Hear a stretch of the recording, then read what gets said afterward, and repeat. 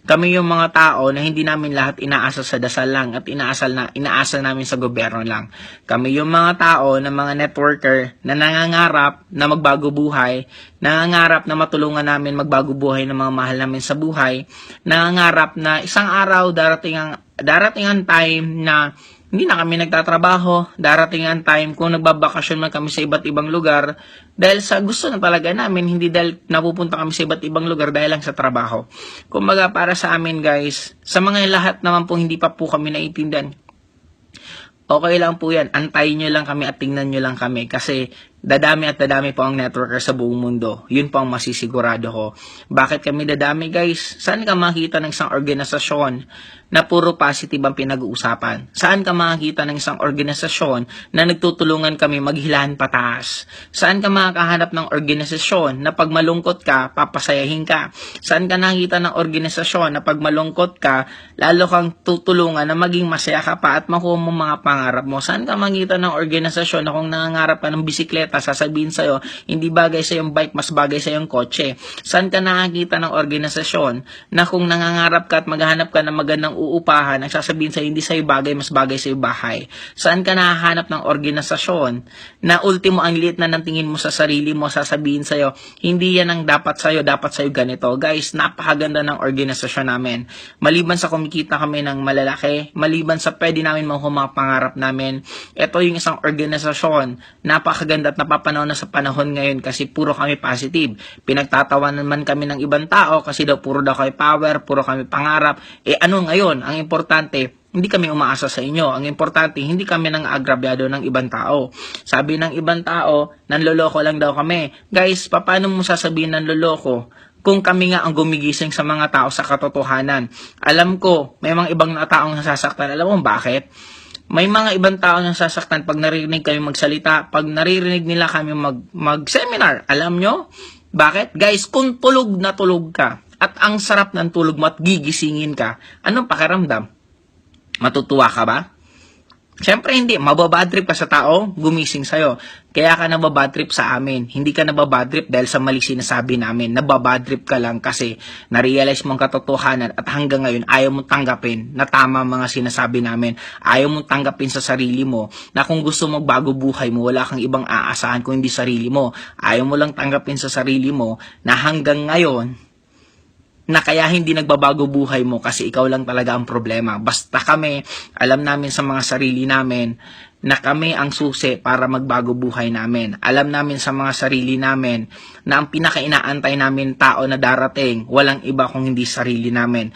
Kaya guys, create tayo ni God. We are already perfect. Lahat ng kailangan natin for us to become successful nasa loob na natin. Ang kailangan na lang natin tiwala sa sarili natin. Ang kailangan na lang natin gisingin natin yung mga natutulog nating damdamin at natutulog natin ng mga talento na kailangan gisingin natin para makuha natin lahat ng gusto natin. Walang ibang pinakamasarap sa mundong to nabubuhay ka dahil sa gusto mo. Walang ibang pinakamasarap sa mundong to nabubuhay ka dahil sa choices na ginagawa mo, hindi dahil sa choices ng ibang tao. Guys, for me, tama na po ang norm na kailangan mong maniwala sa ibang tao, kailangan mabuhay mo sa iniisip ng ibang tao. For me, eto nang start ng panahon because of networking. Nasa gera tayo ngayon, gera tayo ng kahirapan. Nagkakaroon ng gera na paano natin tataluhin ng kahirapan. And for me, nakita ko po ang susi ngayon ng networking. Sabi nga ni Jose Rizal, the dullest pen is mightier than the sharpest mind. Tama ba? Parang gano'n. Ang bottom line para sa akin doon guys is, ito na po ang panahon na tapos na ang tao dapat hinayaan mong ikulong at lagi nasa loob lang ng box. Ito na yung panahon na dapat ang tao lalong lumabas sa box at maintindihan nila gaano sila kagaling, gaano sila ka-perfect, gaano sila ka-deserve ng mas magandang buhay. Ang mundong to, hindi na uubusan. Sabi nga, kailan ba naubusan ng isda ang dagat? Kailan ba naubusan ng oxygen? Hindi naman talaga, sa totoo lang.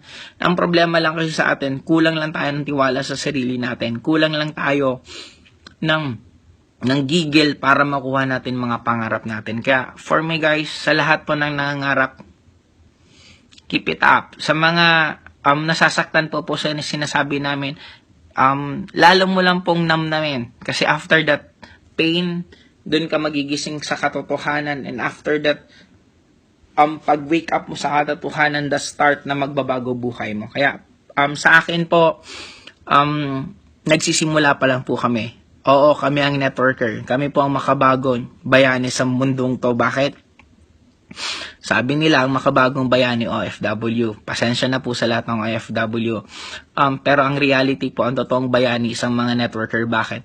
Ang networker po, tinutulungan po namin ang OFW na mag-for good na po sa mga lugar na tinitirahan nila. Kasi guys, wala na pong pinakasasarap kung tatanungin mo lahat ng OFW. Wala na pong pinakasasarap kapiling mo, mahal mo sa buhay. Kaya kami nandito. Bakit kami gigil na gigil sa mga pangarap namin? Kasi ang dami po namin natutulungan. Ang dami namin tao na nababago ang isip. Kasi sa totoo lang, kung tingin nyo madali maging OFW, tanongin nyo lahat ng OFW at alam po nila ang sagot. Hindi ka ba nagtataka bakit hindi lahat ng OFW, hindi man lang nila mapicture yung tinitirahan nila? Hindi man nagagawa nilang magpa-picture sa magagandang lugar, sa magagandang structure ng building sa country pinagtatrabaho nila, pero it's very rare magpicture sila ng kinakain nila. It's very rare magpicture sila ng tinitirahan nila. Guys, sa lahat po ng OFW, nandito lang po kami, tutulungan po namin kayo para makuha yung mga pangarap nyo. At kami po yung mapagkukunan yung lakas ng loob para sa bawat pinanghihinaan kayo, sa bawat araw na parang gusto nyo na pong mag-quit, nandito lang po kami. Magre-remind at magre-remind kami sa inyo. Kaya nyo yan. Mas nagawa nyo ng harapin yung mas mahirap na buhay bilang isang OFW. Mas madali na po ang dadaanan nyo bilang isang networker. Guys, alam ko gaano po kasakit ang isang OFW. Magpapasko na. Magpapadala ka ng pera. Sisendan ka ng picture ng mga handa nila sa Pilipinas. Lechon, hamon, prutas. Ang sarap, ang dami. Nakatingin ka sa cellphone mo, nakita mo yung mga kinakain nila. Paglingon mo, makikita mo sa plato kung anong kinakain mo. Kaya guys, kararin nyo na po networking sa lahat ng OFW. Ito po yung pinakasusi para magbago buhay nyo. Nandito lang po kami, tutulungan namin kayo. Simulan natin ubusin yung buong mundo. Iba't ibang country, iba't ibang nationality. Kaya, kapit lang. Kapit lang sa pangarap. Kapit lang sa gusto nyo sa buhay nyo. Kasi guys, isa lang po sasabihin ko sa inyo. Darating at darating at darating ang oras. Uuwi ka rin sa inyo. Kung babalik ka man sa country pinagtatrabahohan mo, malamang kasama mo na mga mahal mo sa buhay. Kasama mo sila at tinuturo nyo sila kung saan ka nakatira, tinuturo mo kung saan ka kumakain, at tinuturo mo kung ano ang buhay mo before para mas lalong maintindihan ng mga anak mo na huwag nilang pangarapin maging OFW. Hindi ganun kadali na iiwan mo ang sarili mong anak at mag-aalaga ka ng may anak ng may anak. Hindi ganon kadali na minsan naghihiwalay pa mag-asawa kasi kailangan mo iwanan kasi pumunta ka ng ibang bansa para magtrabaho, nagtatrabaho ka para mahal mo sa buhay. Pag uwi mo ng Pilipinas, yung mahal mo sa buhay, galit pa sa'yo. Kaya para po sa akin guys, mabuhay tayong lahat ng networker kasi tayo ang makabagong tao na tutulong para magbago ang buong mundong to. Power po. Again, this is Joseph Lim. Bye-bye.